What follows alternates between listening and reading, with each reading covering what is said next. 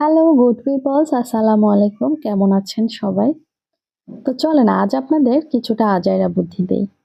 প্রথমে প্যানে আমি একটা ডিম ভেঙে নিয়েছি। ডিমটা একটু নেড়ে চেড়ে ঝুরা হয়ে গেলে আমি সেটা তুলে রাখবো। বাকি তেলে আমি কিছুটা পেঁয়াজ কুচি দিয়ে ভালো করে নেড়ে নিব। আর কিছুটা কাটা টমেটো আর ভাত আমি রেখে দিব।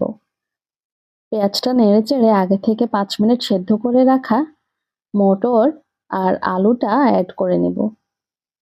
মটর আর আলু অ্যাড করে ভালো করে নেড়েচেড়ে বাদামি হওয়া পর্যন্ত অপেক্ষা করব। বাদামি হয়ে আসলে কেটে রাখা টমেটো আর ভাতগুলো অ্যাড করে দেব। এরপর এগুলো নেড়েচেড়ে ভালো করে ভাজি করে নেব। ভালো করে ভাজি হওয়া পর্যন্ত নেড়েচেড়ে নিতে হবে। এটাকে আজাইরা বুদ্ধি বলার কারণ এই বুদ্ধিটা আপনার কাজে লাগতেও পারে, আবার নাও লাগতে পারে।